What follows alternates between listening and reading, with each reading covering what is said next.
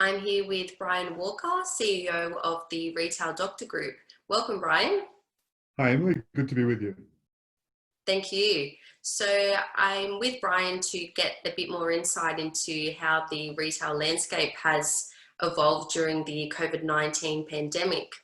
Brian, can you tell me what sort of trends you've been observing and how consumer habits have changed?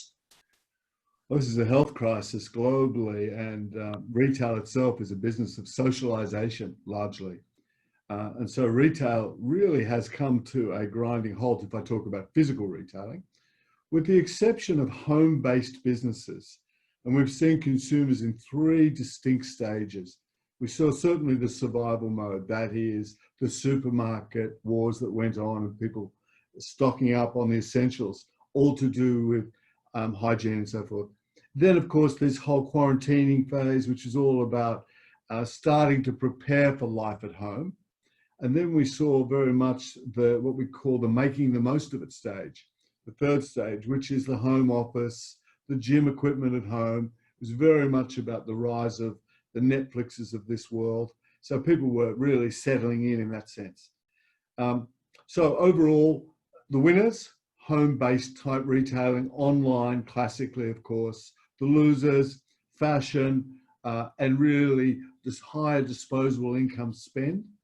So all in all, retail was down about 17 to 18% for the month of April. And that's the outcome of the movement in those sectors. That's great. Thank you, Brian. Pleasure. So, Brian, what's your advice to retailers who are adapting to this new norm?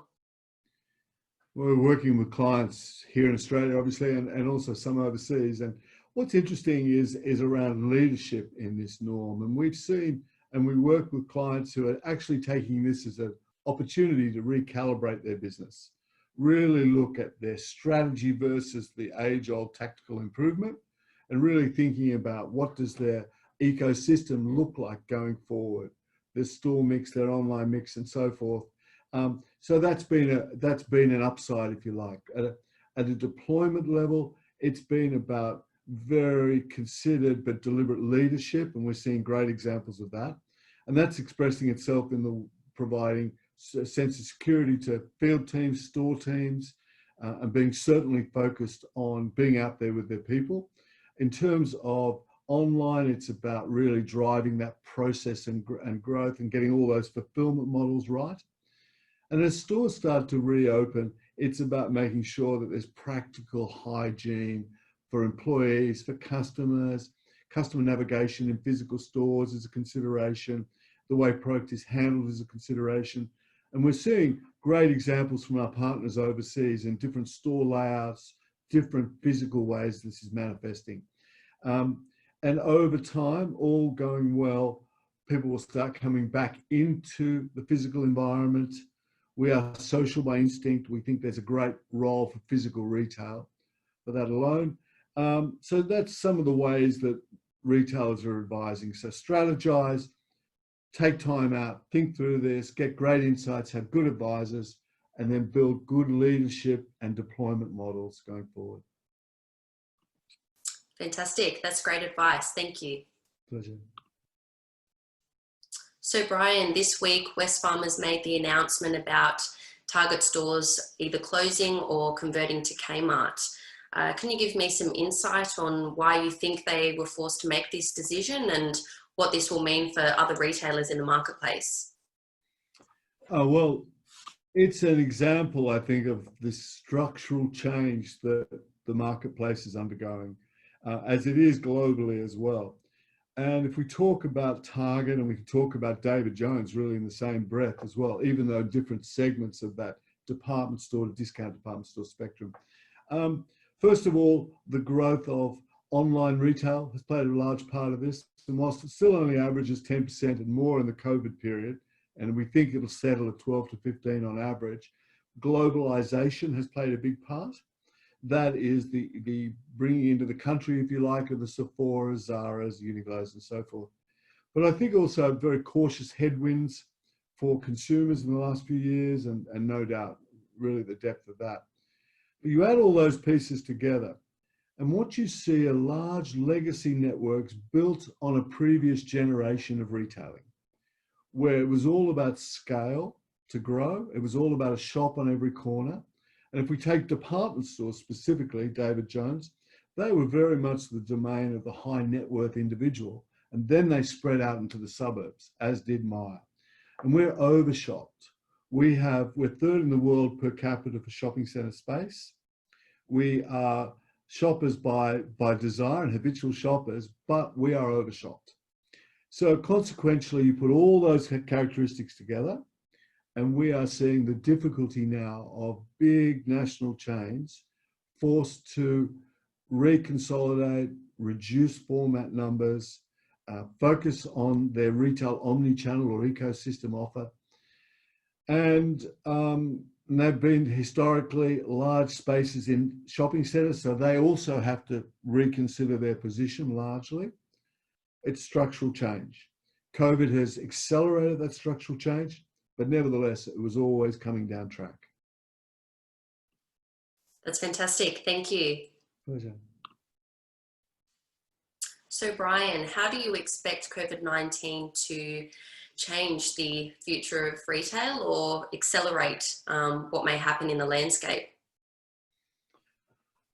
Oh, well, I think if we talk about the future of retail, COVID has sort of been an accelerant, but, you know, all going well, that will start to ease through, if you like.